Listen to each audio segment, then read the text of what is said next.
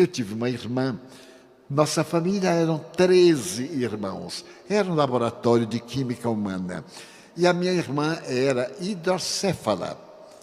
Meus pais lhe teriam dado hereditariedade, mas notemos bem. Ela é minha irmã número 7. Porque lá em casa nós éramos tantos que minha mãe numerou para facilitar. Porque às vezes ela esquecia o nome. Aí chamava 8, 12, 13. E Margarida, minha irmã, era número 6. Só crescia a cabeça, o corpinho entanguido. Podia-se ver os ossos através do couro cabeludo. Por que ela nasceu assim? Para que ela nasceu assim? Porque ela nunca falou, nunca raciocinou, nunca escutou, nunca ouviu. Então era aquele monstro, aquela aberração. Por quê? Se dirá, não, Deus castigando os pais. Ué, como é que eu castigo uma pessoa batendo noutra? De maneira nenhuma. É que ela era uma ex-suicida.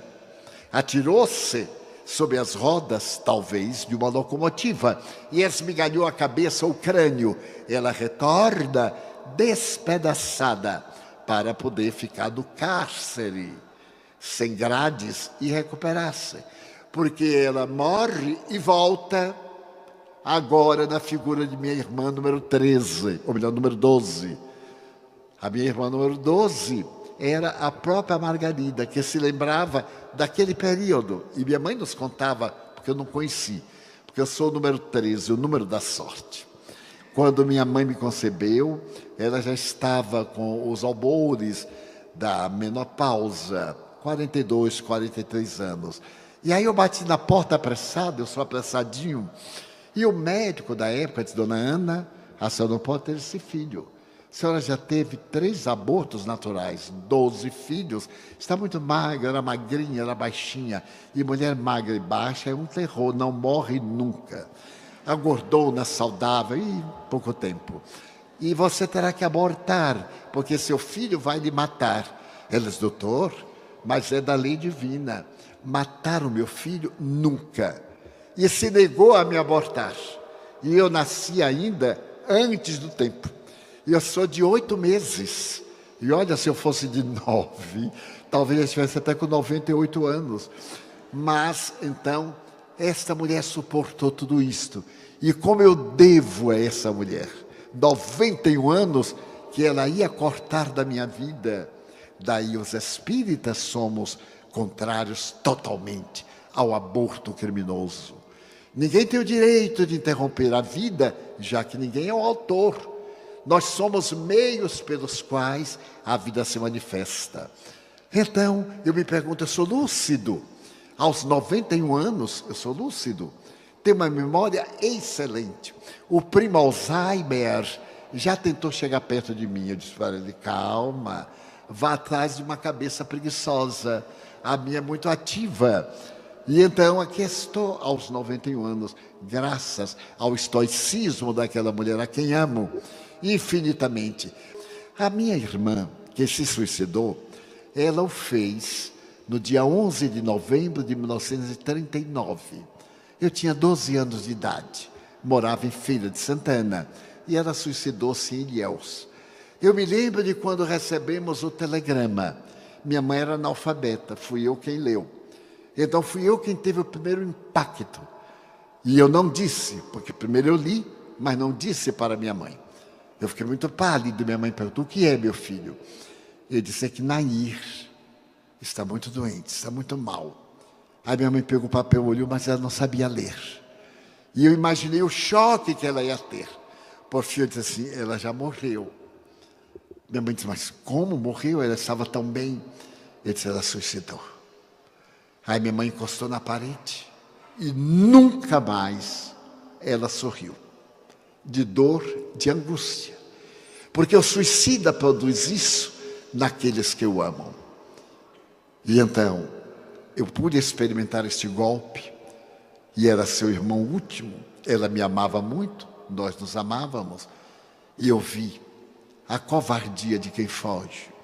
Quer dizer que a pessoa se ama a si egoisticamente, não resiste um choque e não lembra de nós que o amamos. Como é que pode ser tão egoísta? Lembre de nós, se alguém lhe rejeitou, lembre de que ele ama. Se você tem um desafio, amanhã ele resolve. Quantas vezes os meus dramas de vida ou morte resolveram-se no dia seguinte. E eu agradeci a Deus ter resistido à noite tempestuosa. Pois bem, minha mãe me diz, Nair vai reencarnar-se. Minha mãe estava desencarnada já, fazia 18 anos, em 1990. E me disse, meu filho, ela vem com as marcas do suicídio. Eu perguntei, e eu vou conhecê-la? Vai. Mas não trate de corrigir. Ela terá que cumprir a sua prova. Nós temos um lar de crianças. Nós educamos mais de 680 crianças abandonadas, jogadas na lata do lixo e etc. E hoje nós temos 3.515 crianças na nossa rede escolar, desde a creche ao ensino médio que inauguramos há 2 semanas. E então isso para mim foi um trauma muito grande. E durante muito tempo eu pensei, quando eu tiver um problema, eu me suicido. E eu tive um problema. O meu primeiro emprego foi no mês de agosto de 1945. A Grande Guerra havia terminado. E eu era funcionário da Sul América, companhia de seguros. Quando o gerente me chamou e disse, olha, a companhia está enxugando o quadro. Estamos saindo da guerra e estamos despedindo os funcionários mais novos. E você é o mais novo. Eu tinha 13 dias. Então nós estamos despedindo. Lamentamos muito. E com toda a gentileza, eu era muito jovem, 18 anos. O gerente me disse, você é muito jovem. Não considere isto um fracasso, mas eu considerei. Porque eu tinha vindo do interior para triunfar na capital. Os meus sonhos rasgaram num pedaço de papel. Estava muito comum as pessoas atirarem-se do elevador Lacerda, que é o edifício que liga a cidade baixa à cidade alta, com 90 metros de altura. Eu agradeci, passei no caixa, recebi o salário de 13 dias, sentei minha máquina e fiz uma carta de despedida. E dizia a meus pais, eu não vou suportar vocês olharem para o meu rosto de um fracassado. Então a morte é a melhor coisa para mim. E fiz uma carta dolorosa, ninguém tem culpa, etc. E prendi no meu bolso com um clipe e fui andando na direção do elevador. Mas é uma hipnose do espírito mal. E eu fui assim olhando o chão, sobre o elevador, havia um parapeito de onde as pessoas se atiravam. Depois amoralharam. Então eu pus as mãos para saltar. E quando eu ia saltar, eu vi a minha irmã vir flutuando, o rosto deformado, e ela dizia assim, não faça isto, louco, ninguém morre louco. Eu tive um choque tão grande que desmaiei para trás. Porque se desmaiasse para frente, seria um pseudo-suicídio. Quando acordei, eu estava num lugar com uma lâmpada muito forte, as pessoas de branco. Eu era muito ingênuo, era quase estúpido. Eu pensei que estava no reino dos céus, eu era muito católico. Aí eu perguntei assim, estou no reino dos céus? A resposta que deram, eu vi que era no inferno, porque não tinha nada a ver com o reino dos céus. Então eu havia sobrevivido. E aí com o espiritismo eu fui aprender as 2 forças telúricas, uma que me queria destruir e a outra que me queria ajudar. O espírito do mal, que é exatamente, dê-se-lhe o nome que se quiser, essa força telúrica, que filosoficamente nós chamamos o mal, e o espírito do bem, do amor, da misericórdia. Durante toda a minha vida, eu me dediquei a falar a respeito do suicídio, em todas as minhas conferências quase. Pois bem, mas o que foi notável é minha mãe dizer, Nair vai voltar, e você vai conhecê-la. Eu estava trabalhando, quando o porteiro me chamou e disse, Edivaldo, tem um caso aqui à porta, lamentável. Eu desci correndo e estava uma mulher afro, baiana, trêmula, com algo na mão, coberto por um pano muito sujo. E então ela estava muito pálida, suava, e me disse: não deixe a minha filha morrer. Ela está morrendo à fome. Eu sou catadora de lixo, mas não consigo nada.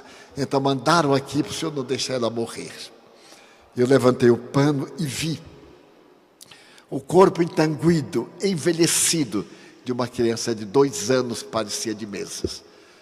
Então eu chamei o meu filho médico, amparei a mulher com o porteiro, levamos. Nós temos um posto médico na entrada do ambulatório. Meu filho começou a dar soro a ambas. E eu fiquei ao lado da meninazinha, que estava com muita dificuldade.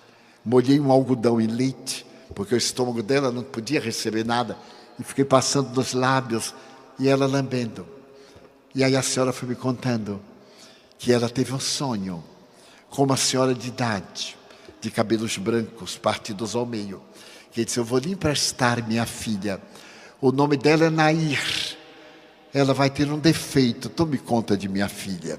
Eu não tive dúvida que era minha mãe. E então, quando eu olhei para a menina, o lábio leporino bifocal. Eu já pensei numa plástica. Minha mãe apareceu e me disse: negativo. Ela vai viver pouco. Ela tem que resgatar o crime do suicídio. A verdade é que a menina sobreviveu e a mãe também. Colocamos a mãe como funcionária da nossa casa, a criança na creche, depois ela foi para o jardim, e quando contava 4 anos, ela era fanhosa. O nosso jardim de infância em contato com a natureza. Então a janela é muito baixa. Eu estava passando quando ela gritou: Didi! Didi era como minha irmã me chamava. A única pessoa no globo que um dia me chamou Didi. Todo mundo chama Di. Tio Di, e etc. Eu então parei estupefacto. Olhei para trás e ela estava na janela. Didi, venha me pegar. Eu vim e digo assim: mas eu sou Di. Não, você é Didi, fanhosa. Eu disse: mas como você sabe? Eu sou Nair. Eu digo: eu sei que você é Nair. Eu sou Nair, a outra. Mas não tem outra. Tem. Eu sou a outra. Então eu carreguei-a, muito emocionado. E disse assim: por que você me chamou Didi? Porque eu sempre lhe chamo Didi, não é? Eu disse: é, minha filha. Aí eu me sentei à porta do grupo juvenil e acarinhei-a. Fiquei olhando a misericórdia de Deus. Daí a 2 anos, ela estava no meu colo, passava a mão no meu rosto e dizia assim: Didi, eu sonhei que eu vou morrer. Eu vou morrer? Eu digo: vai, minha filha, todos nós vamos morrer. Mas eu vou morrer logo. Eu digo: vai morrer logo. 2 semanas depois, ela teve uma problemática respiratória dos pulmões e morreu. Morreu, e claro, eu a chorei pela 2ª vez. E no ano 2000, minha mãe me apareceu de novo e disse: Di, Nair vai voltar. Agora, com o corpo perfeito, bonita, mas não se envolva na vida dela. Bem, passados 3, 4 anos, certo dia chega lá na Mansão do Caminho um casal com uma menina loura, até parecida paranaense, linda, olhos verdes. E então eu olho para a menina e me encanto. Eu perguntei assim: eu posso carregá-la? Como não? Pode. Aí eu peguei e perguntei: como é o nome dela? Nair. Eu digo: isso é perseguição, não é possível. Minha mãe me apareceu e disse: Di, ela voltou. Está agora com 16 anos. Vejo-a de quando em quando. Os amigos poderão dizer: é um pouco de autossugestão. Talvez. Mas é muito curioso como agora, quando ela me vê, ela se lembra, principalmente quando tinha 6, 7 anos, de fatos que ocorreram entre mim e ela. E um desses fatos foi curioso, porque eu tinha vocação para desejar ser médico ou sacerdote. E minha irmã era casada com um cavalheiro muito rico, produtor de cacau. E ela dizia: Di, você vai ser médico. eu me encarregarei de você. Eu estava com 12 anos, ia fazer o exame para a escola normal, e ela me disse, logo que você fizer o exame, vai fazer agora, mais tarde, o estudo para o curso científico e depois o vestibular, quando ela suicidou. Pois bem, estava conversando com ela, de 6 anos, brincando. E então ela me perguntou assim, com a linguagem de criança, Di, você é o quê? Eu perguntei assim, eu sou o que você está vendo, porque eu percebi o alcance. Ela disse, você se formou-se? Eu digo, me formei-me. Ela disse, em quê? Eu disse, professor primário, por sua culpa. Porque você viajou, e aí eu não podia, ia ser doutor, não era Di. Eu prometi que ia ser médico, não era Didi. Eu digo, vá de reta, Satanás, e me deixe em paz. Permitam-me, para não se tornar cansativo, narrar uma experiência pessoal en passant. Faz aproximadamente 30 anos, eu me encontrava no país da América Central e deveria proferir uma conferência numa das suas belas cidades montanhosas. Os amigos que me levavam asseveravam que deveríamos ter um público de 4.000 pessoas, indígenas, de todas as regiões da fronteira com o México, com a Guatemala, com El Salvador, e etc. E no dia em que nós fomos, fizemos uma viagem muito bela de automóvel até a cidade, e veio uma tempestade como esta que nós tivemos. E isso me fez retroceder no tempo. E a tempestade era terrível. O meu anfitrião me dizia, Divaldo, quando chegarmos ao Palácio de Cristal, e eu imaginei o Palácio de Cinderela, o Palácio de Cristal, daquela região, estava ansioso para entrar no Palácio de Metal, que deveria ser o nome, e não de Cristal. Mas bem, e a chuva não cedia. Eu então perguntei ao amigo, e a chuva? Ele disse, aqui é uma região tropical, e é como o casco de uma tartaruga. Chove, daqui a pouco está tudo bem. E a irmã chuva parecia que não gostava de mim, porque não houve Santa Clara que desse jeito. Eu só faltei colocar a vassoura de cabeça para baixo e a chuva torrencial. Então meu anfitrião me perguntou, você trouxe guarda-chuva? Eu disse, não, quando eu saí de São Paulo não estava chovendo. E assim por diante. É porque eu acho que a chuva não vai passar. Eu digo, eu acho não, eu tenho certeza que não vai passar. Depois de muitas idas e vindas, chove, não chove, eu digo, vamos de qualquer forma. É coberto o salão? Ah, é coberto. O Palácio de Cristal é coberto. Eu digo, então, eu tenho uma voz possante, sou descendente de italiano, falo com a garganta, com o pulmão e com as mãos, então alguém há de me entender, porque eu faço tanto gesto que até os surdos me entendem. Ele sorriu, pegamos o carro, as enxurradas ameaçavam-nos, e por fim chegamos ao Palácio de Cristal.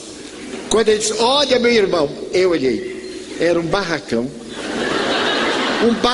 com meia parede e umas telhas de amianto.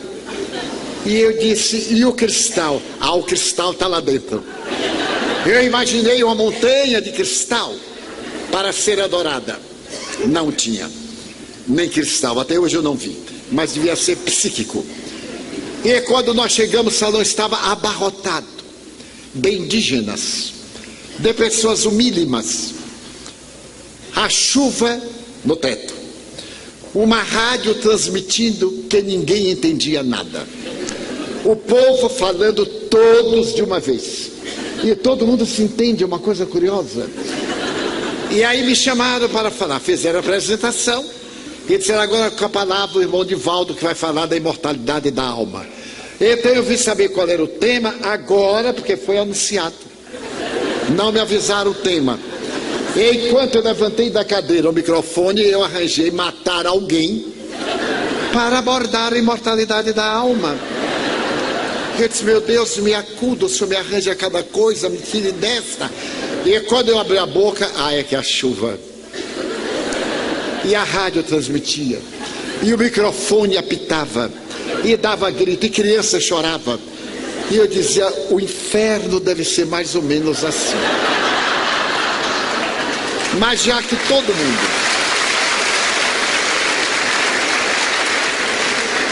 todo mundo estava desequilibrado, eu me desequilibrei também. E continuei falando. Então aconteceu uma coisa miraculosa. Faltou luz. Um raio caiu lá em qualquer lugar. Faltou luz, interrompeu rádio, eletricidade, microfone. E eu disse, graças a Deus. Minhas preces foram ouvidas. E aí me sentei. E o meu anfitrião disse, aqui sempre falta luz. Tenha um pouquinho de paciência. Eu digo, não, eu estou com paciência, Pai Nosso, que não volte nunca mais. Por fim voltou a luz. Voltou a luz. E ele se aproximou do super microfone e disse, agora o irmão Divaldo vai continuar de onde parou. Eu não tinha a menor ideia de onde havia parado. Mas eu levantei. E na vinda, digo, meu Deus, lá vou eu. E quando eu cheguei junto ao microfone, aquele ambiente de expectativa, aquelas pessoas humílimas, que não falam espanhol, alguns apenas, que falam o seu dialeto local. Eu então olhei e tive uma visão psíquica. Lá na parte terminal, eu vi uma entidade veneranda, vestindo uma calça longa, o tórax sem qualquer indumentária, uma pluma presa ao cabelo. E ele de lá me disse, fale sobre mim. Eu sou o Deus Huracan, que eles respeitam. E eu lhe vou contar a minha história para que você lhes conte. E então eu mudei de atitude, concentrei-me.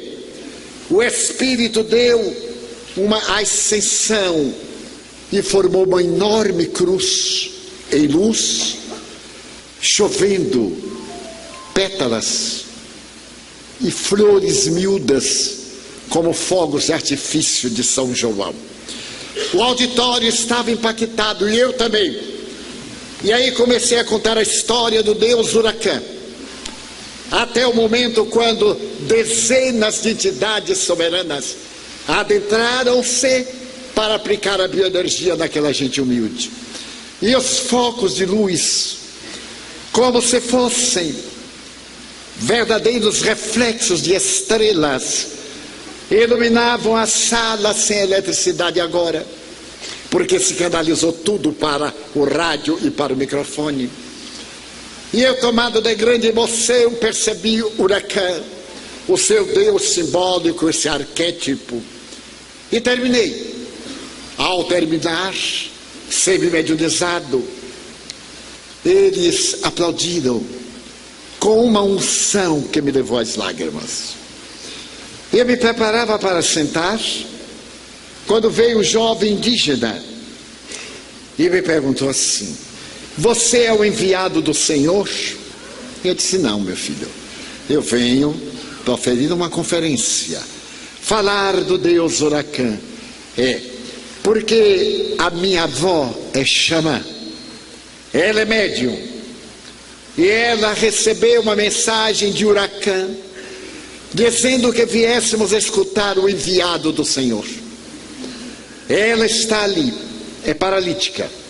Nós a trouxemos no animal, eu a conduzi, ela não fala espanhol, e então ela quer saber se o senhor é o enviado daquele chefe nosso. Eu perguntei, qual é a condição para ser o enviado do Senhor? Fazer uma cura. Eu disse, eu não sou nem o enviado, nem o esquecido. Porque como é que eu fazer uma cura? Mas uma cura a quem? Aquele rapaz que está ali. Eu tinha notado que no palco se encontrava um rapaz um tanto retorcido, mas não me deu maior preocupação. Eu disse, como é que eu tenho que fazer? dizer para ele levantar-se e andar. Eu digo, ele está brincando. Mas eu não tenho a faculdade de curas. Expliquei-lhe numa linguagem bem singela. Mas se você é o enviado do Senhor, terá que fazer isso para nós vermos. E chamou a senhora que veio trazida por um grupo da Taba. Eu me aproximei do rapaz, sou um homem de fé, mas não a este ponto. E eu perguntei, o que é que você tem? Paralisia. Se ainda fosse gripe. Mas paralisia. Eu disse, meu Deus, o que será de mim? E todos me olhando. E o enviado não sabia o que fazer. Mas observando o paciente, notei que ele era um obsidiado. Não era uma paralisia orgânica. Era um tipo de paralisia que eu também tive quando morreu meu irmão e eu fiquei impossibilitado de andar, o que me traria mais tarde ao espiritismo ao tomar um passe e ser curado na hora. Então eu me recordei e percebi a entidade perversa que zombava de todos nós. Então eu perguntei ao rapazinho, você crê em Deus? No Deus Huracão. Eu digo então, em nome do Deus Huracão, que é o representante do Pai Celestial, eu ordeno, saia dele, em nome de Jesus Cristo, e ande. Por pouco a dúvida não me perturbou, mas no momento eu tinha certeza. Então eu vi o rapaz ter uma convulsão, como se fosse uma crise epileptiforme, começou a babar, a debater-se, quiseram ajudar, eu digo, não toque. E daí uns 3 a 5 minutos, ele entrou no estado de languidez, distendeu as pernas, levantou-se e andou. Quase que eu caí. Quando ele ficou em pé, eu perguntei, mas você era paralítico mesmo? Sim, senhor. Ele disse, então ande. E ele deu os passos oscilantes. E aí veio a senhora e me disse, é o representante do Senhor. Eu perguntei, mas como a senhora sabe? Porque o representante do Senhor traz a estrela do amor na alma. E o Senhor ama. E a estrela do amor se apresenta como caridade. O Senhor não teve medo de fracassar. Então nós o respeitaremos a partir deste momento. Desnecessário dizer que foi a maior lição da minha vida. De imortalidade. E eu vejo os espíritos desde os 4 anos de idade. Como disse o Dr. Miguel, eu já psicografei 258 livros. Alguns deles em idiomas que me são totalmente desconhecidos. E especular da direita para a esquerda, para ser lido através de um espelho. Mas naquele momento que eu perguntei, você crê? Creio. Então levante-se. Podeis fazer tudo o que eu faço e muito mais. Se quiserdes, se tiverdes fé. Veio o Espírito de verdade para nos dizer que nossa vida tem um sentido.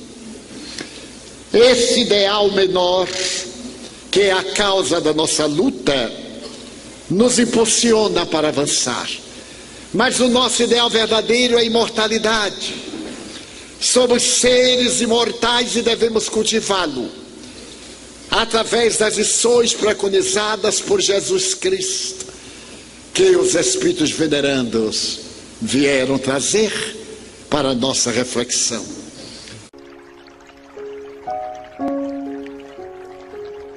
Senhoras, senhores, votos de muita paz para todos nós.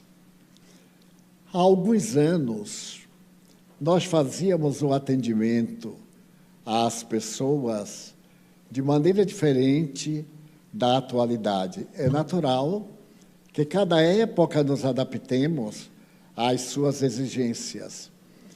Naquela época, nós atendíamos depois da reunião, porque as pessoas ouviam as palestras e aqueles que tinham problemas mais agudos ou necessidade de uma palavra amiga permaneciam e nós atendíamos até a madrugada, tranquilamente, e vivíamos num clima de muita afetividade cristã.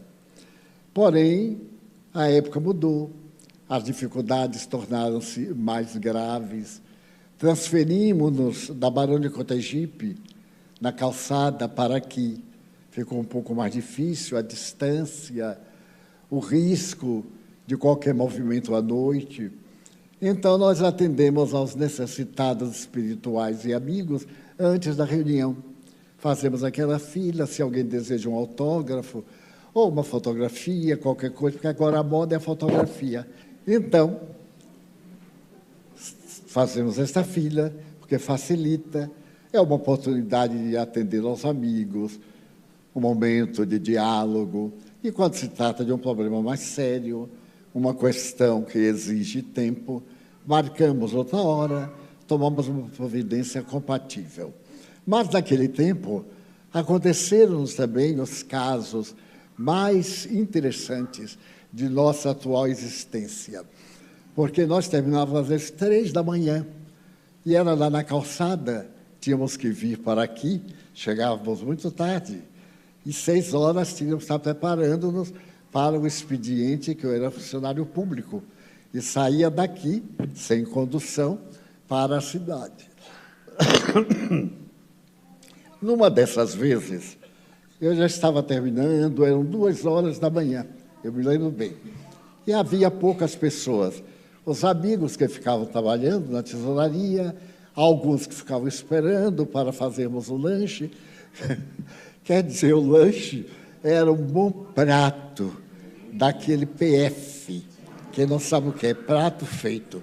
Vinha aquela montanha, e a gente que tinha apenas almoçado meio-dia, 2 da manhã, devorava até perispírito que aparecesse. Muito bem. Então chegaram umas pessoas. Eu estava com uma cliente, uma senhora, uma outra senhora de idade, e mais ninguém. Os outros estavam na secretaria.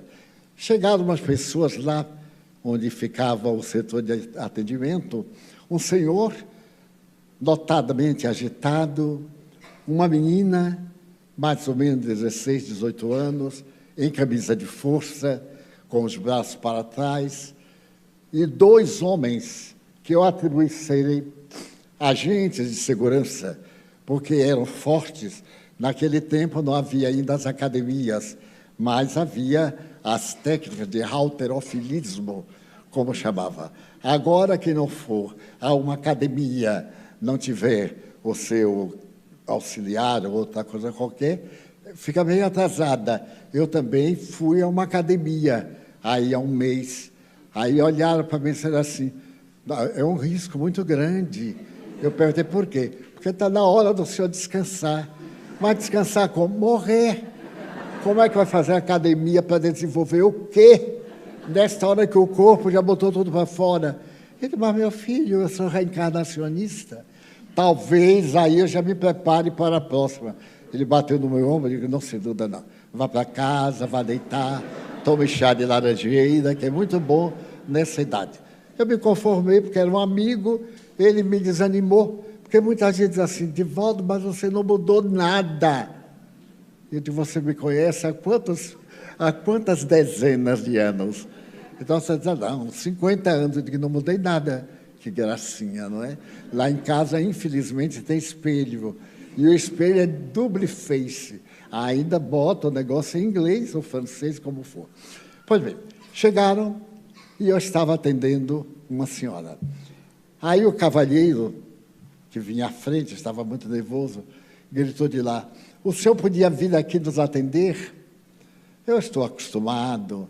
Eu então disse para ele assim, olha, o ideal é que o senhor venha para cá, porque os espíritos atendem aqui. Se eu for para lá, eles não vão. Ah, é? É. O povo gosta de fantasia. Ele disse, então eu vou. Aí veio, arrastou a equipe e sentou. Eu atendi. A senhora que estava comigo, ela ficou nervosa. Não tem pressa. Eu não tenho pressa. Se a senhora está com pressa, é outra coisa. Ah, mas eles chegaram na hora que chegaram, vão ser atendidos na hora que for possível.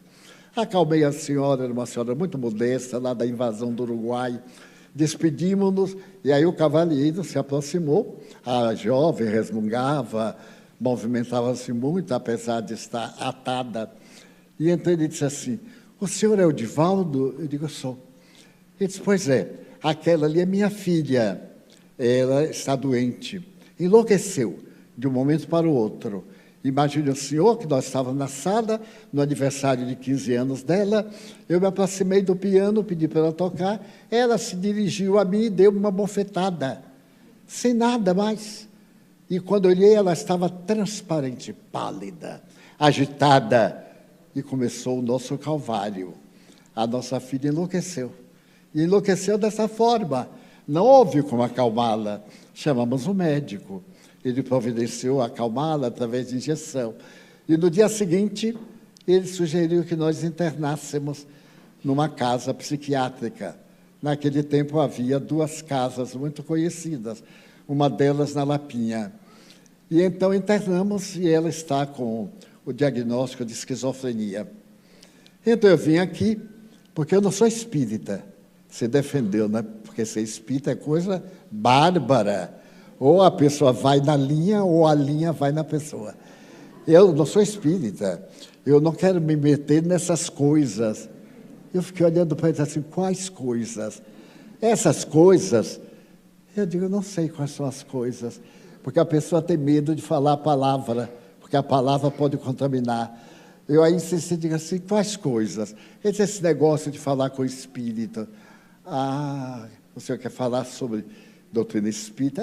Candomblé, essas coisas, não sabe? Eu disse: não sabia não, senhor. Foi bom o senhor ter ouvido me explicar, porque eu estou há tanto tempo e não sabia. Engraçado, e o senhor veio a primeira vez já me dar a definição. Mas vamos ao caso. Ele disse: o meu médico, o doutor fulano de tal, falou com aquela pompa e circunstância. Ele disse que a esquizofrenia ainda não tem cura. Pode melhorar, etc.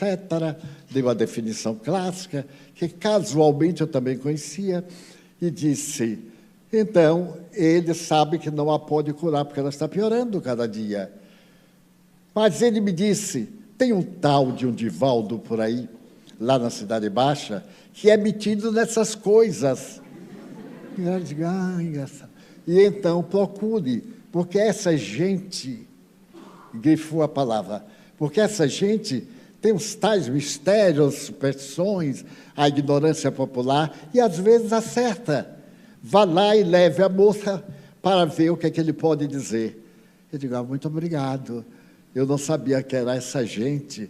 Aí sorri para ele, ele era muito bem educado, assim, uma pessoa refinada, grosseiro, na medida do possível. Eu fiquei rindo e disse: meu Deus, dê-me paciência para suportar as pessoas educadas e sociais, porque os brutos eu aguento, mas esse é mais difícil. Fiquei rindo. E então ele disse assim: é ela. Eu disse: pois não, como é o nome dela? Ele então disse: Cibele. Eu disse: mas que bonita menina. Ela estava agitada, com um pouco de... estava babando, os olhos fora das órbitas e movimentando-se. Então ele disse: vamos tirar a camisa de força dela? Os 2 rapazes disseram: não, senhor, ela está no hospital e não vamos tirar a camisa de força, porque se nós tirarmos a camisa, ela quebra tudo isso aqui, e para vestir vai ser um problema. Ele disse: bem, eu não a atendo em camisa de força, porque aqui é a casa de Jesus Cristo, e ninguém aqui na casa de Jesus Cristo fica amarrado, porque ele não deixa. Eles não entenderam. Mas e o que é que nós fazemos? Tiram a camisa de força. E se não tirarmos? Eu não atenderei, porque na nossa casa eu faço o que eu quero. E quem vem de fora submete-se ou vai embora. Então não tem por que discutirmos. Aí preparei meus papéis, o cavalheiro de lá da porta disse assim: tira a camisa, que ela quebre tudo, quebre também ele. Aí, com dificuldade, desataram, os nós ficam nas costas, e ela então desembaraçou-se. Ela estava de blue jeans. Naquele tempo usava um terninho de blue jeans. E então ela levantou com os braços e veio na minha direção para me golpear. Mas como eu já estou acostumado, eu fiquei tranquilo. E quando ele estava mais ou menos a uns 5 passos, eu disse assim, meu irmão. Aí o senhor de lá gritou, é uma moça. Eu disse, não me ajude não, por favor. Pode ficar à vontade. Meu irmão, ele parou. Por que você está fazendo isto? Utilizando desta menina para alguma vingança contra os pais dela. Porque ela não me parece ser devedora, mas o pai me parece. Aí aproveitei. O pai me parece, não é?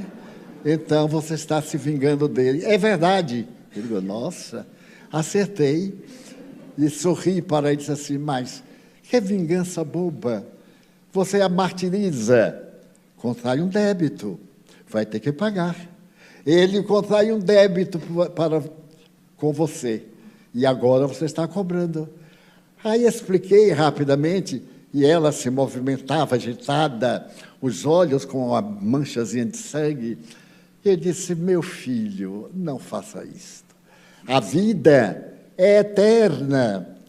Você está aqui, apesar de já ter passado por um golpe muito doloroso. Como é seu nome? Ele disse, Celso. Eu digo, Celso, você é tão jovem.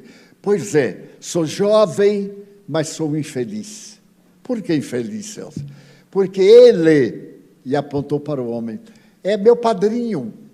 E minha mãe, quando deu-me a esse bandido para batizar-me, ela seguiu a tradição, porque o padrinho de batismo é um segundo pai. A tradição diz que quando morrem nossos pais, nossos padrinhos tomam lugar. Mamãe morreu, ela era viúva, e ele me levou para a casa dele e me fez escravo. Ele tem uma padaria, você sabia? Eu disse, não, não sabia. Tenho, miserável, tenho uma padaria. E me botou para trabalhar na padaria. Eu tenho 26 anos hoje. Em verdade, era mais porque se passou um largo período que ele estava em perturbação e não se deu conta. Eu disse, pois não, Celso. É natural que ele botasse para trabalhar. Não é natural, porque ele sequer me pagava. Você sabe que há patrões que obrigam a pessoa a assinar o salário mínimo, mas não pagam o salário mínimo. Ele disse, não sabia, pois fique sabendo. Há muita miséria no mundo que as pessoas não sabem. Esses infelizes nos exploram.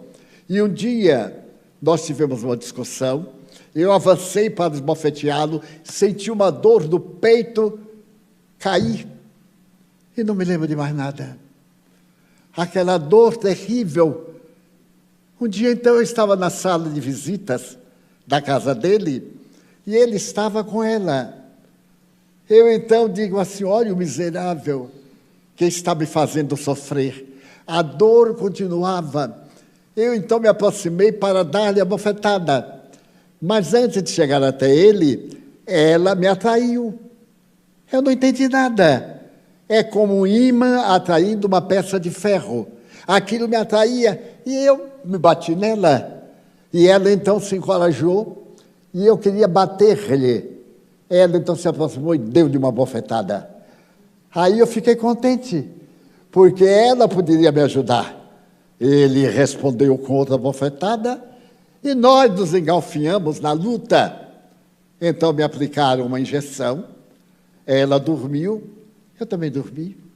E quando eu acordei, eu estava no hospício, louco de um lado para o outro. E ela também assim, abobalhada, desvairada.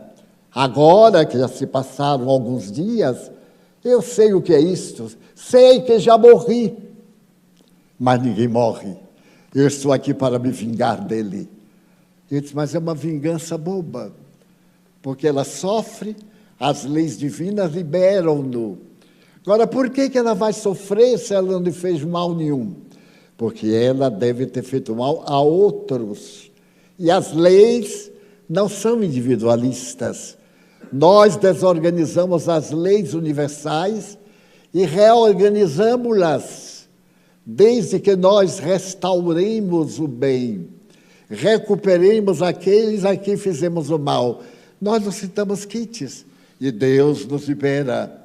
Ele disse, não estou entendendo nada. Eu digo, não se preocupe, vamos conversar um pouco. Você foi morar na casa dele porque sua mãe desencarnou, morreu? Ele disse, foi. Eu digo, ela está morta há quanto tempo? Ele parou e disse, eu não sei esse negócio de tempo. Eu disse, calcule algo, alguma festa, alguma coisa. Ele se lembrou da festa da Conceição da Praia. E eu sei, eu sou ex-católico, que era o dia 8 de dezembro. Aí eu calculei, ele deveria estar desencarnado há uns 8 anos. E agora foi o momento em que ele despertou para a realidade. Mas encontrando nela uma mediunidade, uma afinidade psíquica, ele se acoplou ao perispírito, que é o chamado corpo astral, e incorporou. E esteve manipulando-a através de um fenômeno de telepatia e de ação corporal. Chamamos a esse fenômeno psicofonia, fenômeno da palavra através do psiquismo. E então, eu estou aqui, mas sem notícias de mamãe. Eu digo, mas era de achar-se que sua mãe já estivesse lhe encontrado, porque ela desencarnou há mais anos. Portanto, você deve ter uns 8 a 10 anos desencarnado. Ela deve ter um pouco mais. Nesse momento, eu vi entrar uma senhora desencarnada, como se fosse um ser humano. Ela entrou, chegou junto a mim e me disse assim, salve meu filho, ajude meu Celso. Eu me senti comovido com aquela senhora humilde, bem modesta, chorando e pedindo pelo filho. A ternura das mães é incomparável. Eu disse, Celso, vamos então tentar encontrar sua mãe. Você sabe orar, rezar? Eu disse, eu sei, todo mundo sabe rezar. Quando eu era pequeno, minha mãe me botava entre as pernas e me ensinava o Padre Nosso. Eu digo, eu também, minha mãe me ensinou. Então vamos rezar o Padre Nosso, para você poder sair dessa faixa. Você já viu o rádio? A gente mexe aquele ponteirozinho e muda de estação. A gente muda de faixa vibratória. Tudo vibra em faixas próprias. Então você está numa faixa, digamos, abaixo de 0. E mamãe está numa faixa 20 acima de 0. Você precisa subir para facilitar o intercâmbio. E ela ao meu lado. Então eu disse, repita comigo, Pai Nosso, que estás nos céus. De repente ele estava aqui ao lado direito, a mãe aqui a esse lado. Ele olhou e viu-a. Então ele deu um grito, através da menina, mamãe! E caiu de joelhos de frente da mãe. A mãe então enlaçou ternamente, retirou da aura, do campo vibratório em que ele se comunicava. A menina ia desmaiando, eu segurei, sentei-a e a mãe pegou e o levou. A menina despertou, assim aturdida, dementada, e viu o pai. O pai, então, se aproximou e ela perguntou, papai, aonde estamos? E ele disse, está na casa de um amigo, minha filha. Aqui é parte do hospital. Então, tiraram você do hospital para ficar aqui uns dias conosco. Você esteve doentezinha, não é? Ela disse, eu senti um desmaio e não me lembro de nada que aconteceu nesses dias. Eu digo, é natural, mas isso passa. Você vai poder dormir hoje, sem tomar remédio. E disse aos enfermeiros, não deem remédio a ela hoje. Eles ficaram me olhando desconfiados. E então, acariciei-lhe a cabeça e disse, Cibele, seja bem-vinda, minha filha. Você conhece Jesus? Conversei um pouquinho. Ela tinha poucas ideias. A ideia, normalmente, que tem alguns religiosos, Jesus está lá, Quando morrer, a gente dá um jeito. E eu estou cá. Essas ideias imperfeitas que os religiosos não preocupam de explicar às pessoas. A gente nasce, vive, desencarna, sem saber de muita coisa da realidade da encarnação. E então eu disse para ela, você agora vai ter que rezar. Rezar muito, pedir a proteção de Jesus, pedir a proteção de Maria Santíssima. E ela disse, estou com tanto medo, estou com frio. Eu disse, é assim mesmo. E o pai disse, e agora, seu Divaldo, ela já está boa. Eu disse, não, senhor, não se fica bom por passe de mágica. O espírito que a atormentava, seu inimigo, fiz questão de frisar, foi afastado para que ela possa ter repouso. Depois ele vai voltar e vai continuar cobrando a dívida. O dinheiro que o senhor não pagou a ele, apesar de ter assinado um contrato de pagar o salário mínimo. Não, mas isso todo mundo faz. Eu digo, a gente vai discutir isso depois. Agora é sua filha. E eu olhei para aquele Sovina, assim, com aquela ternura de quem deseja esganar, com ternura, com bondade. Ele então disse, e agora? Eu disse, agora, se eu fosse, eu levava para casa, porque ela está melhor. E o que é que eu faço no hospital? Eu digo, eu não sei. O senhor vai ao hospital, conta o que se passou aqui e leva para casa. Eu contar o que se passou aqui? O senhor está doido? Eles não vão acreditar em mim. Eu disse, é problema do seu caráter e do deles. O senhor está pedindo uma opinião. Mas, senhor Divaldo, ela já está boa, ela está normal. Olha aí a minha filha, olha a Cibele.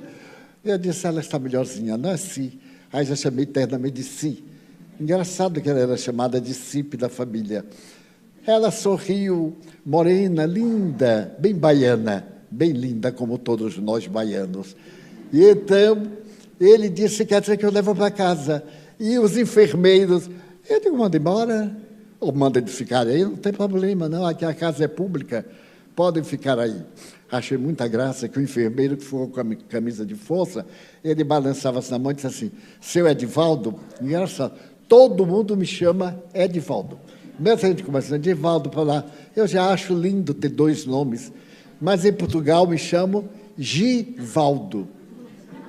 É o meu terceiro nome. E quando diz assim, ô Givaldo, eu digo, Givaldo. Sim, Givaldo. Bom, então, ele disse, seu Givaldo, seu Edivaldo, o que é que eu vou dizer? Eu digo, você conta, meu filho, o que viu aqui.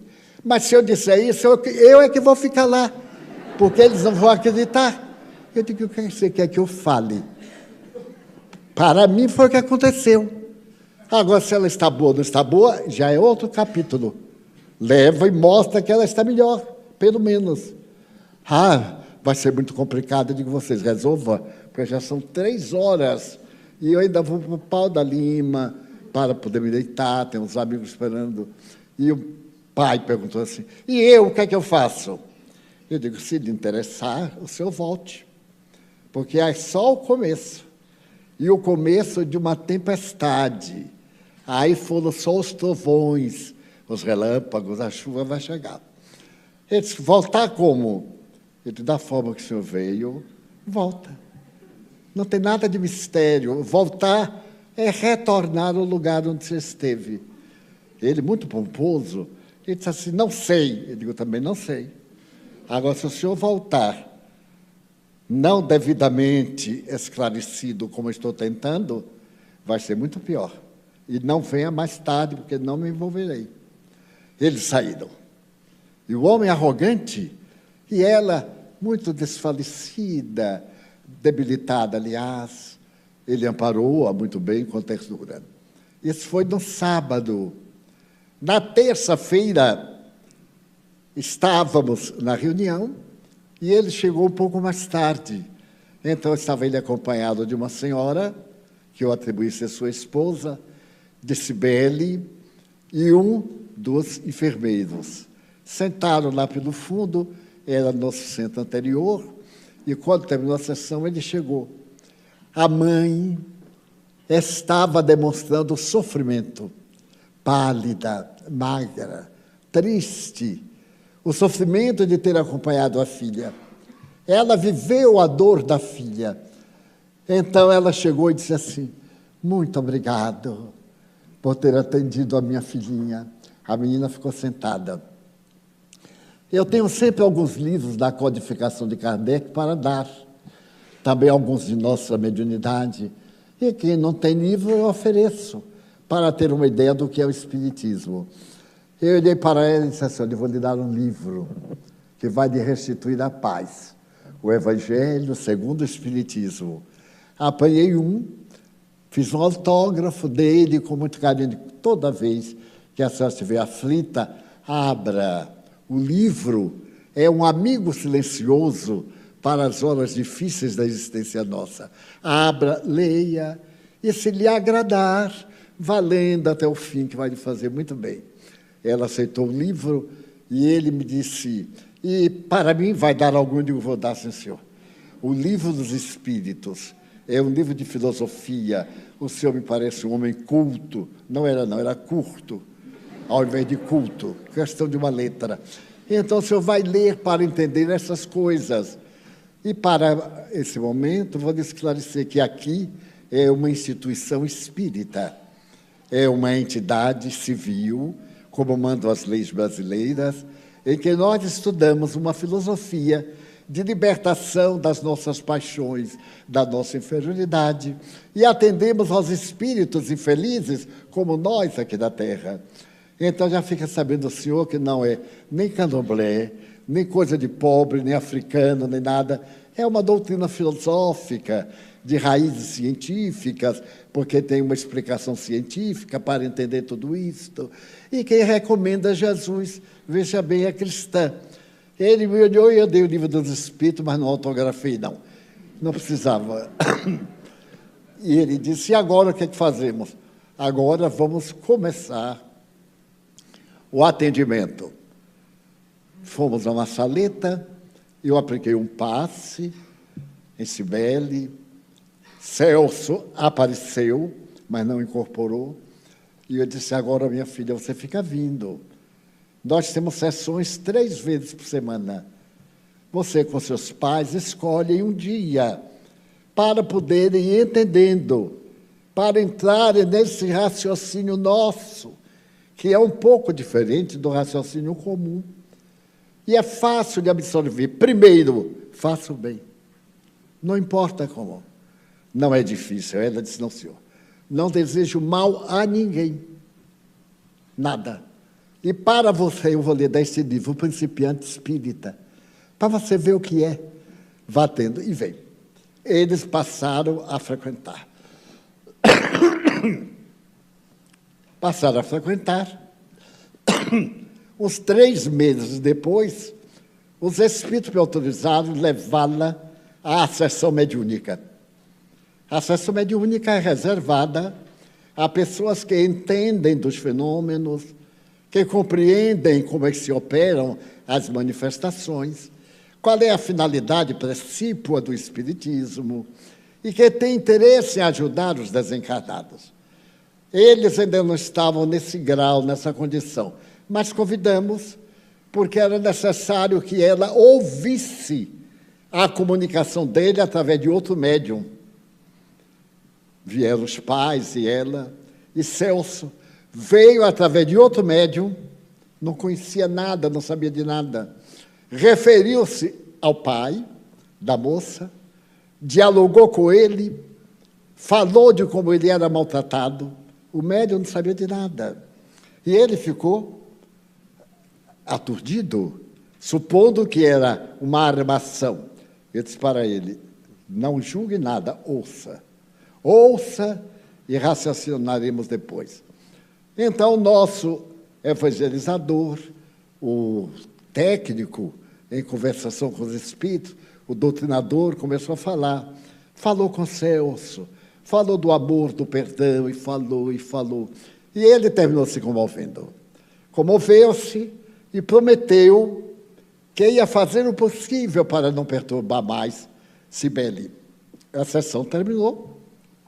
Eu expliquei a ele, ela me fez 1000 perguntas de uma só vez, eu respondi apenas o que valia a pena, e eles ficaram frequentando.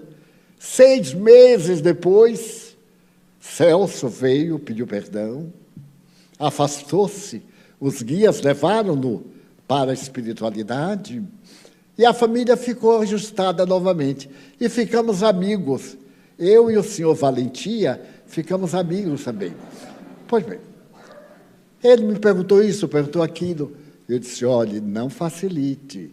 E aproveite algum funcionário seu para pagar o salário integral. Veja lá.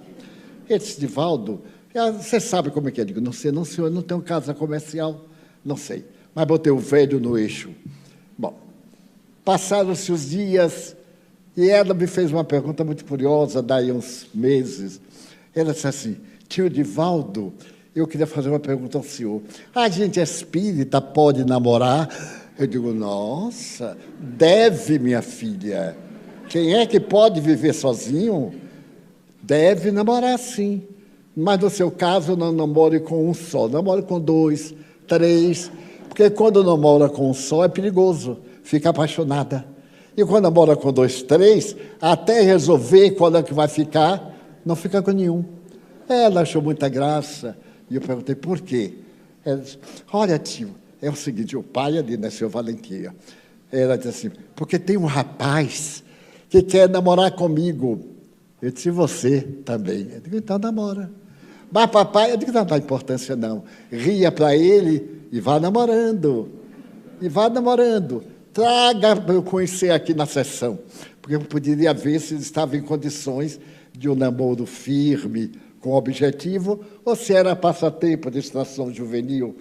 Daí a dias ela trouxe um rapaz cearense, todo empergadinho, todo de gravata, Ave Maria, um rapaz de 21 anos ou 22. Terminada a reunião, ela deu um sinal, ele veio, ela disse assim, tio Divaldo, este é o rapaz que eu falei com o senhor. E ele falou para mim, fez, o namorado dela. Porque namorado antigamente era diferente, não é? Hoje, namorado, a gente não sabe mesmo o que é, deixa para lá. Então, ele disse assim, namorado, eu estou namorando a sério. Eu digo, nossa, até parece gente, aquela coisinha de 21 anos. Ele disse, que bom. E você está trabalhando? Olha a técnica. Eu tenho um emprego, eu trabalho no Centro Industrial de Aratu. E eu digo assim, ganha um bom salário. Centro Industrial de Aratu. Ele pode casar com ela. E então, se o namoro é para valer, eu disse, senhor, ela me mete tanto medo do pai dela, o que é que ele pode fazer? Na última hipótese, nós fugimos, eu digo, época romântica de Romeu e Julieta, já passou, olha, há muitos séculos, mas fiquei calado. E ele me contou a sua procedência, a sua família cearense, e então pretendia convidar o pai para vir fazer o pedido. Eu digo, nossa, é sério? Mas primeiro deixe ela se formar, você terminar seu curso, não há pressa, para encurtar a história. Meses depois, ele continuou frequentando a reunião. E eu disse, minha filha, conte a seu pai que está com o namorado. Mas tio Divaldo, ele dá grito e você fica com o namorado. O que é que pode fazer? Ele vai me bater. Eu digo, não vai nada. Você olha para ele e diz assim, se o senhor bater, eu falo com o tio Divaldo. Outro falava com a polícia, não é? Mas ele tinha medo de mim, porque ele achava que mediunidade era um poder, era uma força, que estando junto, já eu podia ler o pensamento, eu podia saber o que estava se passando na África. Tudo mistificação, que a gente não sabe nada, vai levado por Deus. Mas muito bem. Então eu disse para ele, olha, no sábado à tarde, eu vou lá tomar um cafezinho. Você chega e fala, como que não quer nada? Eu pergunto qualquer coisa, você me responde. E, tio Divaldo, eu já estou gelado. Eu digo, pode ficar gelado até sábado. No sábado eu fui, mas que bom, você veio tomar um café. Pois não, tal. E ela chegou e disse assim, tio, que bom o senhor aqui. Se eu soubesse que o senhor vinha, eu tinha falado com o Fernando. Ele, qual Fernando, seu namorado? O homem esbugalhou os olhos, como se tivesse visto um ET. Ele olhou para ela e falou assim, o quê? Namorado? Você está com o namorado? Eu digo, E você quer que ela esteja com quem? Com Nossa Senhora da Boa Hora? Não, está na hora, 16 anos, daqui a pouco está velha. De 16 para 30 é um salto. E quando chegar nos 30, Não é nada fácil. Lembre do barricão. Naquela época tinha um tal barricão. A mulher que não casava entrou no barricão de bacalhau, que esvaziava, vinha o bacalhau de Portugal. Não havia jeito de casar. Eu tenho algumas amigas que estavam na hora, eu aí interferia, digo, oh, meu Deus, não faça isso, não deixe. Aí fizemos a caridade, casaram às vésperas do barricão, estão felizes até hoje. Pois bem, ele então ficou assim, olha, um rapaz excelente, eu conheço. Ele tem uma boa aura, tem bons princípios, não tem pressa, está trabalhando lá no centro, aí, nesse setor. E conversei, ele disse, mas Divaldo, ela é uma menina, eu disse, eu queria que ela fosse uma velha. Ele pegava uma velha de 70 com 20, para fazer da velha o quê? Vamos acabar com esses preconceitos bobos, peçamos a Deus que sejam felizes, que se respeitem e tal. Aí deu uma doutrinada, ele ficou assim, admirado, e aceitou. Então, eu falei com o rapaz, peça logo em casamento, fica noivo, porque antigamente tinha o primeiro passo, olhava e ria. Se o outro risse, já era o princípio. Depois, se aproximava. Para pegar na mão, demorava 6 meses. Para dar um abraço, 1 ano. Para dar um beijo, 10 anos. E desencarnava, não casava. Não dava tempo. Agora não, já começa casado e tudo. Eu acho até interessante. Muito bem, que Deus abençoe. Pois bem, eu digo, você vá e peça. Porque ele já sabe que ela tem um namorado, agora ele vai conhecer o namorado. Ele disse, Divaldo, eu posso ir assim como um amigo, porque eu não sei o que falar. Chega e fala, eu vou estar lá.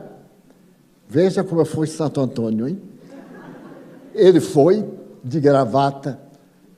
Se eu tivesse previsto, eu não deixava a gravata, né? Porque gravata é para enforcar a gente. E então, ele disse, seu Fernando, e quem deveria estar aqui era meu pai. Eu disse, por que seu pai? Quem vai casar com ela é você. Ah, mas papai lá em Fortaleza não pôde vir. Aí o Fernando disse, não estou entendendo, ele vai entender já. Ele veio pedi-la em casamento. Ele vai casar. Ela tem agora 18 anos, eu digo, e casar antes dos 20. Se formam com 19, e casa com 20, tem o primeiro filho 21, o senhor se torna avô, ela com 22 anos, e vai pagar a dívida a Celso. Ele disse, como? Depois eu lhe explico. Pois bem. Aí o velhote aceitou, ficou tudo bem, ela ficou ótima, a família ficou espírita, o rapaz ficou frequentando também com ela, e casaram. Casaram no civil, eu fui ao casamento civil, ao religioso eu não fui, por uma questão doutrinária. E, muito bem, nesse ínterim, ela me chegou um dia e disse assim, tio Divaldo, eu acho, eu digo, está grávida. Pode ter certeza, porque eu vi. E vi que era Celso quem ia reencarnar. Eu digo, oba, eu quero ver este cobrador com o devedor juntos. Né? Pois bem, veio a gestação.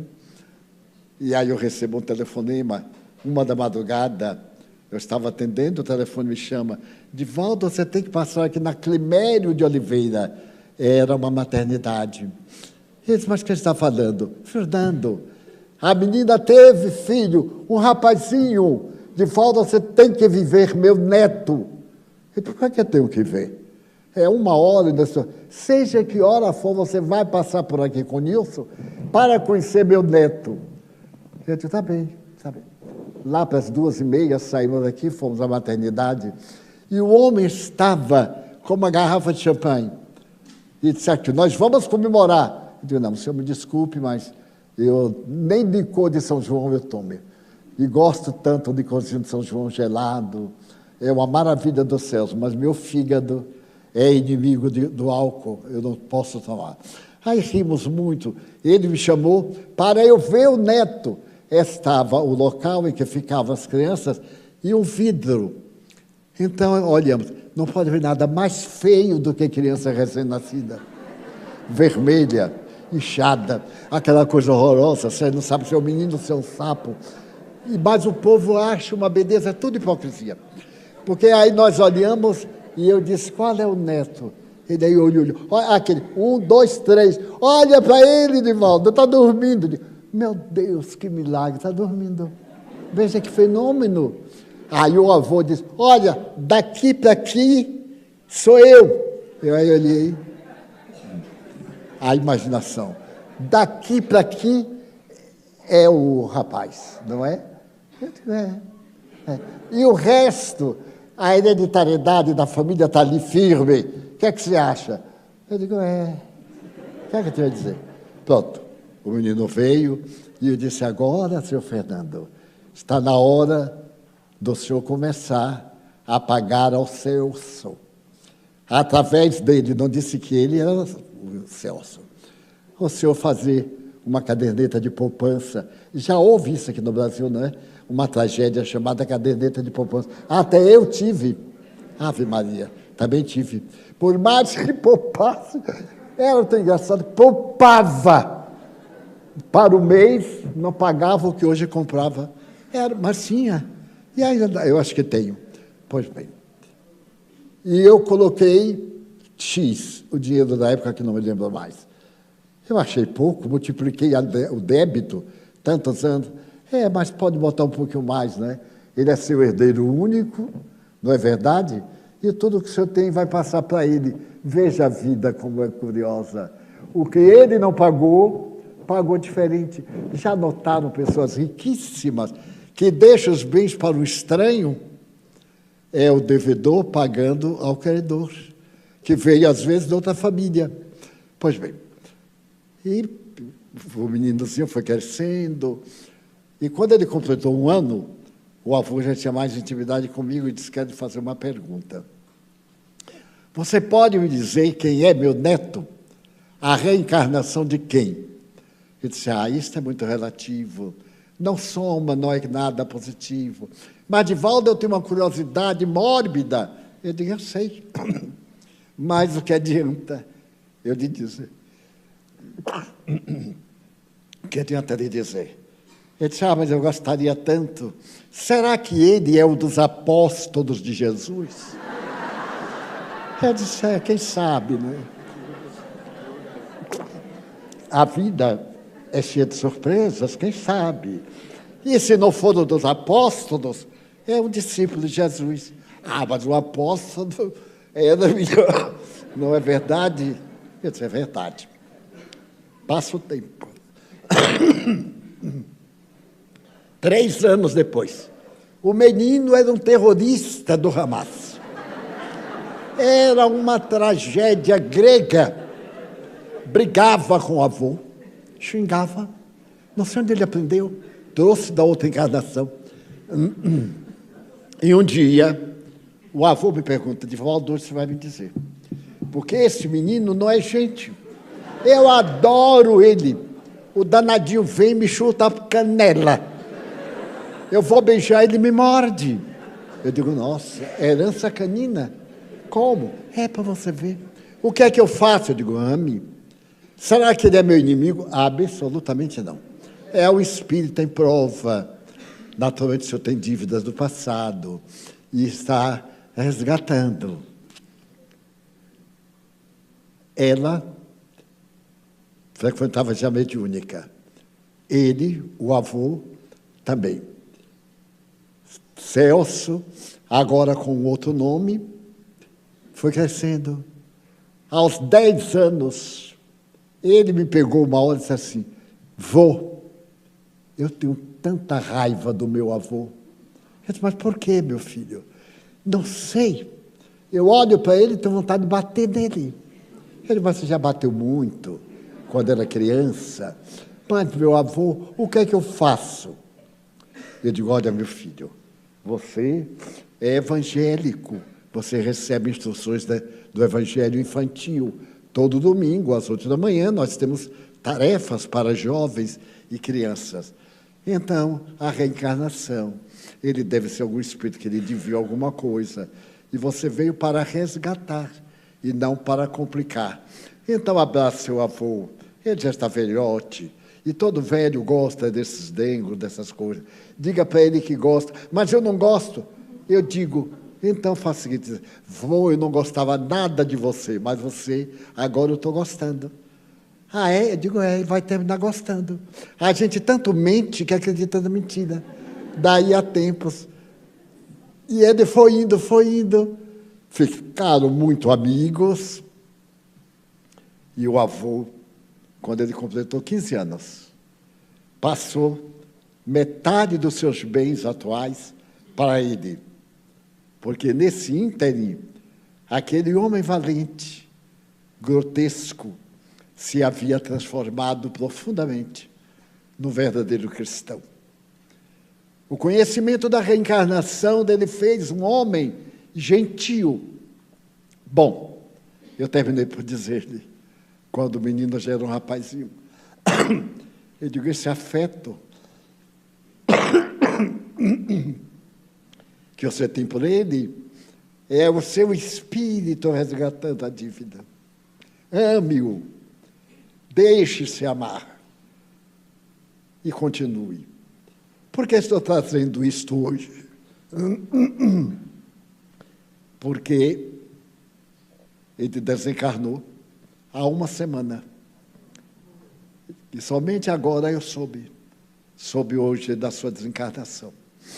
E o avô, que está aqui me ouvindo, me pediu para que contasse a história de que eu participei, pessoal, vivamente, acompanhei por mais de 20 anos.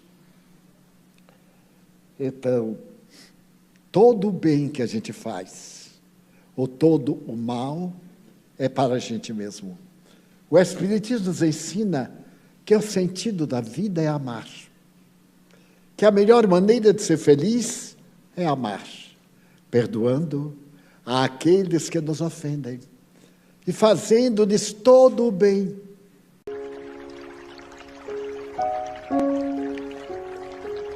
Uma pessoa que tem vida pública sempre tem muitos desafios, como é o meu caso. E é natural que aprendamos a enfrentar esses desafios sem nos deixarmos perturbar pelas pessoas perturbadas que nos trazem. Certo dia eu terminei uma palestra. Era mais jovem, mais entusiasmado, aqui no estado de São Paulo. É uma entidade respeitável. A convite de um grupo de intelectuais. Só que não sabia que eles eram intelectuais. Proferi a palestra. E ao terminar, veio um grupo. E acercando-se-me, uma das moças que estava com o grupo, mais loquaz, disse-me, o senhor é um mariólatra. Eu digo, o que será? Eu não sabia. Eu havia falado sobre Maria, a mãe de Jesus.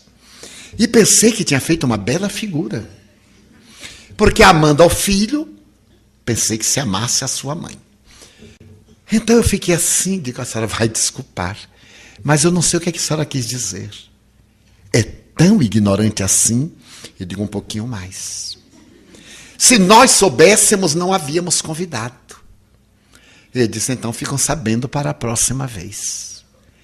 Ela disse, por que o senhor vir para cá falar sobre uma mulher que pariu Jesus? Eu digo, a senhora queria que tivesse sido um homem? Ela desarmou. Porque nada pior do que uma pessoa estúpida como eu. Desarmou, ela era tão inteligente. Ela disse, mas uma mulher vulgar. Porque alguma tradição diz que Jesus era filho de um soldado. Eu digo, então já nasceu general. Fantástico, não lhe parece? Não importa quem era o pai biológico dele. Importa o que ele fez. Mas ela era uma mulher de vida licenciosa. Eu digo, a senhora era delegada de polícia da época? Ela então disse, mas, eu digo, não tem nem mais, e também não tem menos, minha senhora. Aliás, eu nem sei com quem estou falando. Agradeço muito as suas opiniões, que para mim tem o valor que a senhora atribui, porque eu prefiro personalidades da talha de um Shaolin Nash, escritor judeu. E fui declinando alguns nomes que os espíritos me foram dando, eu nem sabia que existiam. ela foi ficando surpresa. E então os espíritos me disseram uma frase em inglês, que eu pronunciei com o acento de Oxford, baiano. Eles, mas o senhor fala muito bem o inglês. Eu digo, é porque a palavra era em português. Senão eu teria feito em inglês. E o senhor fala inglês assim? Eu digo, olha, eu não sabia que falava, agora eu acho. Porque estou falando. Terminou, ela me dizendo, senhor Divaldo, o senhor me desculpa? Eu digo, não, senhora. E por que não? Porque a senhora não conseguiu me ofender. Por mais que tivesse desejado. Porque a opinião da senhora tem valor para a senhora. Eu tenho um critério de opinião. E sei que fiz uma palestra excelente. Porque me apoiei em fontes de grande autenticidade, histórica e mediúnica. Nas fontes históricas eu citei alguns autores. E na mediúnica, na incomparável faculdade do apóstolo da mediunidade, Francisco Cândido Xavier, de cuja psicografia eu retirei alguns dados conforme citei, porque sempre cito a fonte de referência. Então a opinião da senhora é muito boa para a senhora. Então eu não vou ter que desculpar, porque a senhora de maneira nenhuma conseguiu me ofender ou me magoar. Eu lamento que a senhora tenha esta aversão a Maria, sendo a senhora uma mulher. Mais tarde eu vim tomar conhecimento que era portadora, esta jovem senhora, de um grande conflito de conduta sexual. Era natural que ela me agredisse, por haver me referido à feminilidade transcendental de Maria, inclusive apoiado em Allan Kardec. Quando ele se refere que a mãe de Jesus não tinha ideia exatamente da grandeza daquele filho, mas que, não obstante, nos momentos terminais esteve ao seu lado.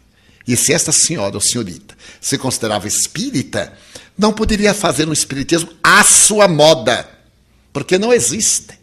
Espiritismo à la maniera de fulano, de beltrano, de cicrano. Existe o espiritismo. Então fiquei muito tranquilo. Noutra oportunidade, em Salvador, era o mês de junho, e eu fui convidado para proferir uma palestra na antiga União Espírita Baiana, hoje Federação. E era exatamente o dia 28 de junho, data que o alogiário da Igreja Católica dedica a São Pedro. Então pareceu-me muito oportuno fazer um retrato biográfico do apóstolo Pedro. Então eu fiz. Proferi a palestra com muita emoção, com muita entrega, até no nível de muito boa inspiração. Quando eu terminei, veio um amigo, o semblante congestionado pela ira. Pôs a mão assim no meu rosto e me perguntou, com certa perversidade, como se atreve falar daquele bandido? Eu percebi a quem ele se referia, mas eu perguntei, qual o bandido? Esse que você biografou. Eu disse, eu me atrevo, porque Jesus entendeu a negativa dele. E como Jesus é um pouquinho maior do que nós dois, eu prefiro ficar com a opinião de Jesus e não com a sua opinião.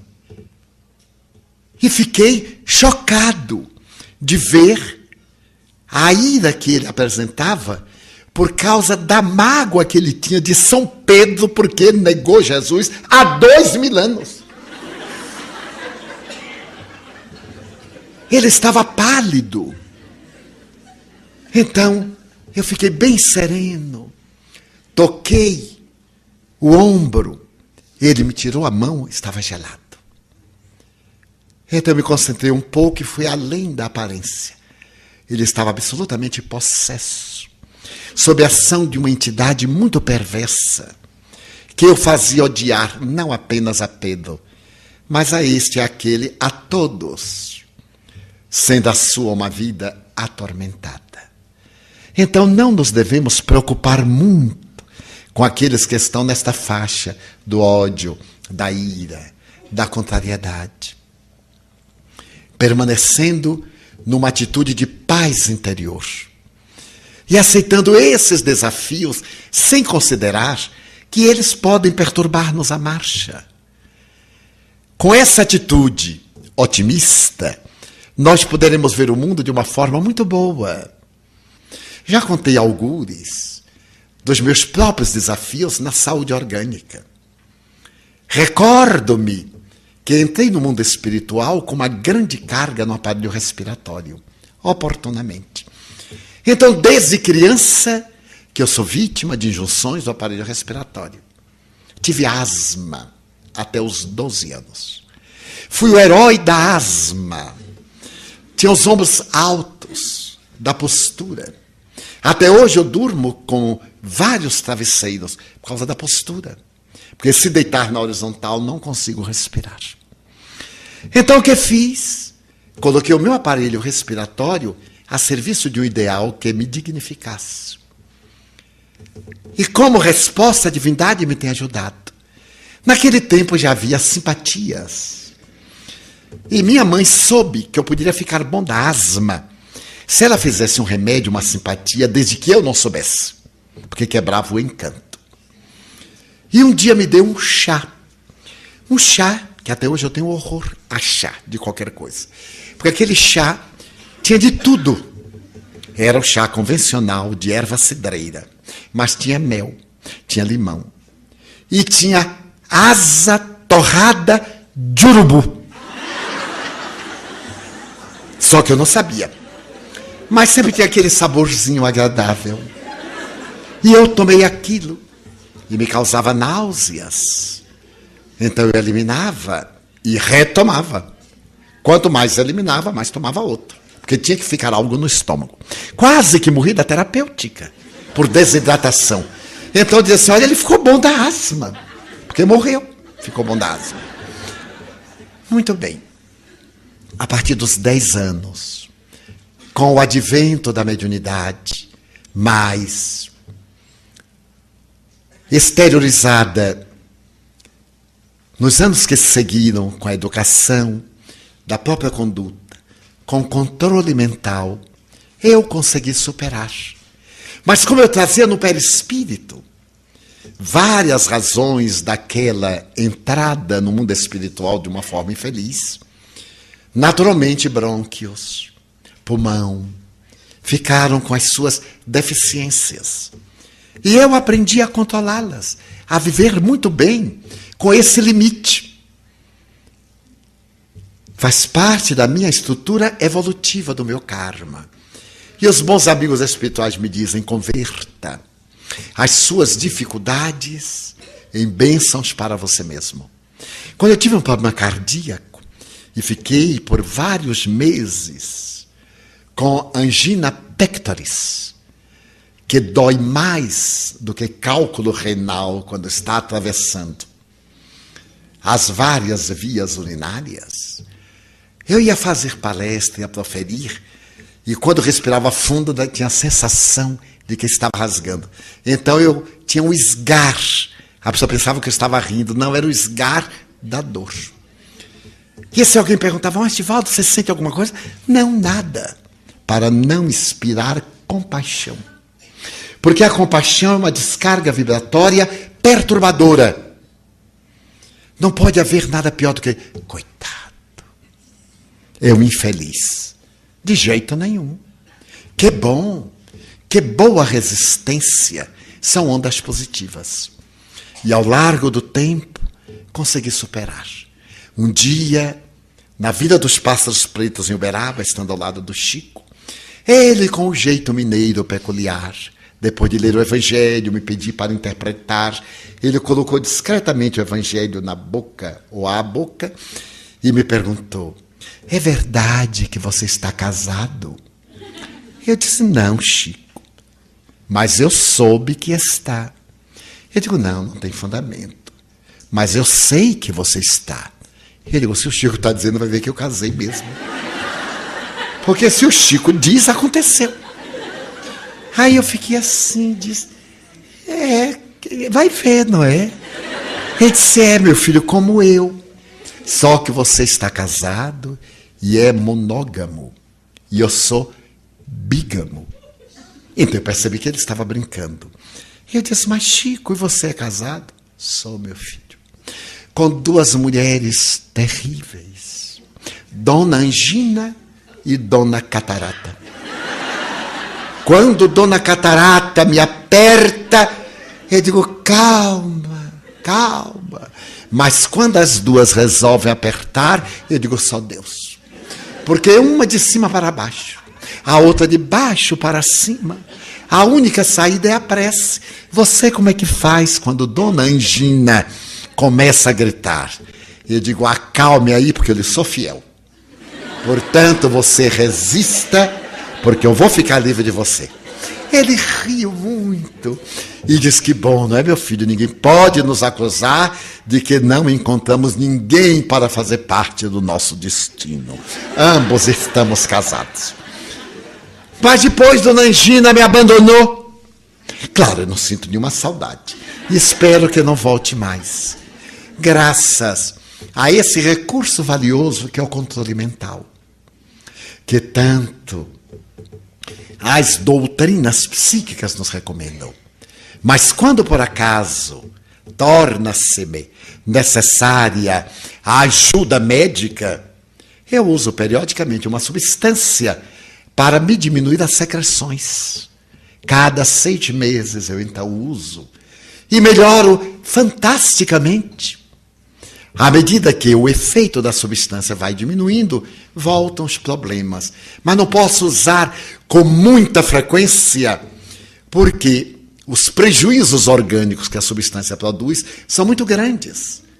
Então eu tenho que optar entre a secreção e uma osteoporose.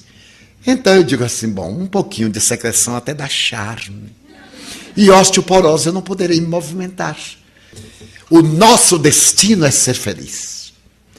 Problemas, desafios, dores, ingratidões, traições, dificuldades são acidentes de percurso. Todos aqui estamos. Possivelmente ninguém perguntou como você veio, como chegou. É importante que aqui estamos.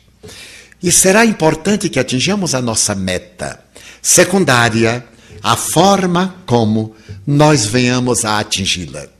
Só há desafios porque estamos encarnados.